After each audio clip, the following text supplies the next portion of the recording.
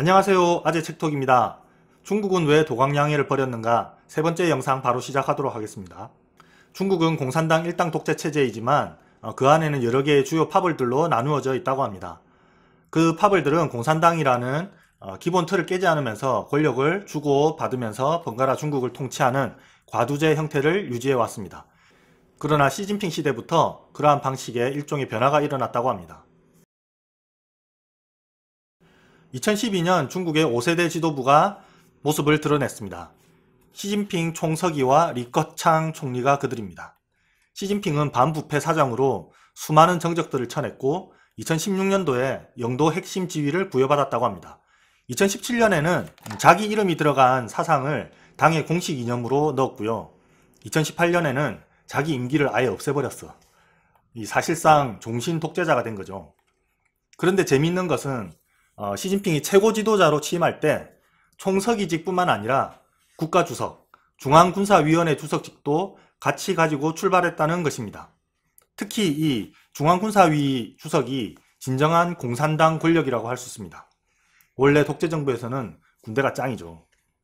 전임자인 후진타오가 강택민의 뒤를 이어서 총서기가 되었을 때 강택민은 이 중앙군사위원회 주석 자리를 안 내주고 지가 갖고 있었어요. 그런데 1년 정도 후에 중국에 사스가 돌았습니다. 강택민은 피해 상황을 은폐하려는 그런 쪽이었고 후진타오는 거짓 보고는 절대 용납하지 않는다 해서 결국 후진타오가 이겼고 중앙군사위 주석 자리도 되찾았죠. 마찬가지로 강택민도 처음에는 집권했을 때 이리 휘둘리고 저리 휘둘리고 하면서 힘이 별로 없었다고 합니다. 이렇게 최고 지도자 자리에 올라도 시진핑처럼 권력을 한 번에 다 갖고 오는 경우는 이례적이었다고 합니다. 중국 공산당은 파벌 간의 균형과 견제의 원리가 작동한다는데 왜 갑자기 시황제가 나타나게 된 것일까요? 이걸 알려면 일단 중국의 정치 파벌을 대략적으로 이해해야 합니다. 등소평이 죽은 후에 중국 공산당에는 새로운 파벌 구도가 형성되었습니다. 대표적으로 태자당, 상하이방, 공청단이 있습니다. 우선 태자당은 태자들의 당이란 뜻인데요. 이름 웃기죠. 중국 건국 원로들의 자식들이 형성한 인맥입니다. 초특급 금수저. 부모의 후광을 등에 업고 개혁개방 초기부터 각종 사업과 정치권에 빠르게 진출한 사람들입니다. 시진핑, 보시라이, 왕치산이 이에 속한다고 합니다. 그 다음에는 상하이방이 있어요. 중국 경제 수도인 상해에서 형성된 파벌입니다. 상하이 공산당 서기를 지냈던 강택민이 중앙정계로 들어오면서 같이 일하던 사람들을 데리고 온 겁니다. 상하이방은 경제가 최고야 하는 그룹입니다. 마지막으로 공청단은 중국 공산주의 청년단의 약자입니다. 정치인들이 젊었을 적에 공청단 활동으로 쌓은 인맥입니다. 후진타오, 리커창 등이 속합니다. 후진타오가 최고 지도자가 된 이후에도 강택민이 계속해서 상황 노릇을 하면서 괴롭히니까 후진타오가 이에 대항해서 자신만의 세력으로 삼은 것입니다. 보통 시진핑의 집권을 이 세 파벌로 설명을 하죠. 상하이방과 공청단의 알력 다툼 사이에서 일종의 견제와 균형의 해법으로 태자당의 시진핑이 어부지리로 권좌에 올랐다고요. 세 파벌 간의 타협의 산물이라는 거죠. 하지만 이걸로는 시진핑의 권력이 왜 그렇게 막강한지 설명이 잘 안됩니다. 과거 80년대에는 자본주의를 하자는 쪽이 개혁파였고 자본주의의 문제점을 비판하는 쪽이 보수파였잖아요. 그동안 개혁개방과 경제성장으로 중국이 잘 살게 되었습니다.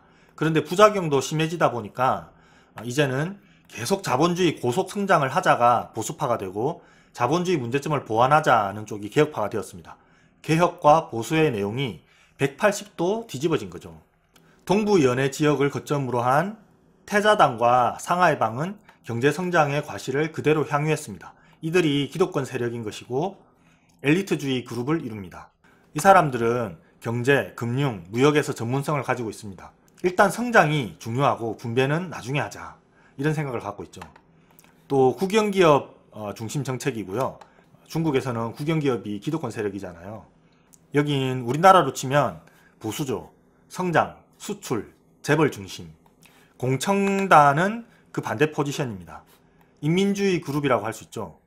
후진타오가 공청단이라고 했잖아요. 공청단은 중국이 지속 가능한 성장을 하기 위해서는 국영기업 중심의 수출 일변도의 경제에서 탈피할 필요가 있다고 보는 거예요. 혁신, 효율성, 민간기업 이런 게 경제를 이끌어가야 하고 내수 중심으로 경제가 가야 한다 이렇게 생각하는 거죠.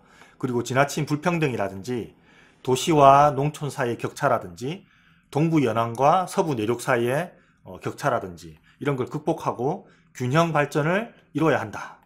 이런 주장이 조화사회 건설이라는 슬로건으로 집약된 거라고 할 수 있습니다. 여기는 우리나라로 치면 진보죠. 분배, 내수, 중소기업, 노동자. 미국의 브루킹스 연구소의 리청 교수는 공산당 내에 이러한 대립을 두고 일당 양파다. 하나의 당에 두 개의 파벌이라고 표현했다고 합니다.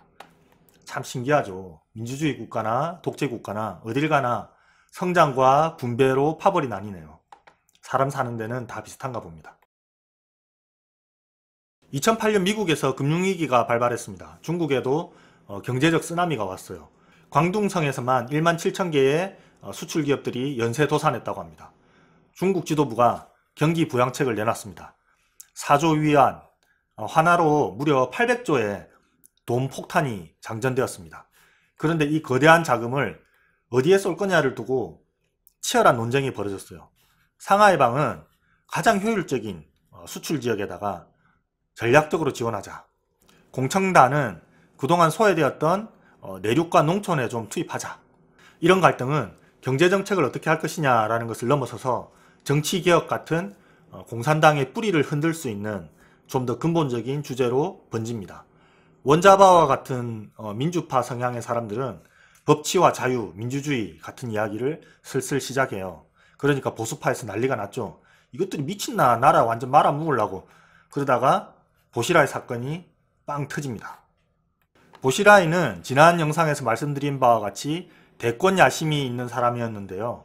충칭으로 좌천되어서 거기서 이제 자기 기반을 닦아서 중앙으로 권토중례를 하려고 했습니다. 보시라이 노선은 말하자면 분배 중심의 공청단의 정치적 노선을 더 좌파스럽게 이렇게 밀어붙인 거예요.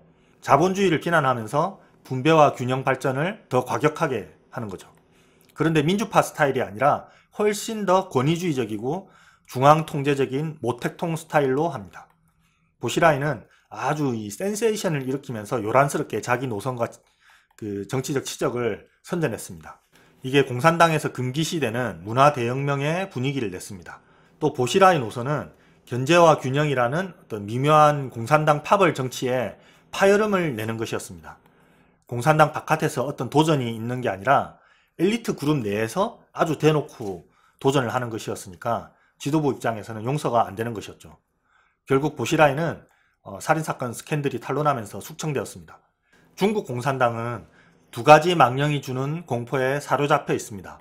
한쪽에는 사회경제적 불만이 누적되어서 모택동의 외피를 쓰고 폭발하는 문화대혁명의 망령이 있습니다. 반대쪽에는 정치적 통제를 어설프게 풀어줄 때 공산당 통치 자체를 부정하는 그런 어떤 천안문의 망령이 있었습니다. 상하이방이나 공청단 모두 이 좌우파의 망령을 피해서 합의에 도달해야 한다라는 그런 압박을 느꼈던 것입니다. 이 책의 저자인 임명묵 선생에 따르면 이렇습니다. 자본주의 혁명으로 중국 사회가 불안정해졌다라는 문제의식이 생겼고 그런 문제의식은 개혁에 대한 요구로 이어졌습니다. 그렇게 해서 중국 공산당 내에 진보, 보수, 진영 분화가 일어났고 노선투쟁과 분열이 있었습니다. 일당 양파. 하지만 당의 안팎에서 좌우파의 위협이 있었고 특히 권력 내부에서 보시라이 사건이 터지자 양 진영은 큰 충격을 받았습니다. 그래서 당내 파벌들은 상대방의 주장을 서로 일부 수용하고 인정하고 양측의 노선을 하나로 이렇게 수렴시켜야 한다라는 압박을 받게 되었습니다. 그리고 그러한 위기의식의 산물로 시진핑에게 모든 권력을 한 번에 다 넘겼다라는 것입니다. 저는 저자의 이런 주장이 상당히 독특하고 신선하면서도 시진핑의 이례적인 그 강력한 권력을 설명하는데 단순한 파벌 간의 타협의 산물이라는 주장보다는 좀 더 깊은 이해로 들어가지 않았나 하는 생각이 들었었습니다. 지금까지 3편의 영상을 시청해 주셔서 감사합니다. 이제 마지막 영상이 남았는데요. 1대1로와 중국의 대전략이라는 좀 대단한 제목을 붙인 영상이 될 텐데요. 아마 제일 재미있게 보실 수 있을 겁니다. 꼭 시청해 주세요. 아재 책톡이었습니다. 감사합니다.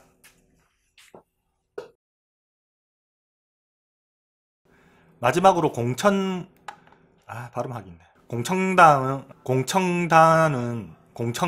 공청단. 마지막으로 후진타오가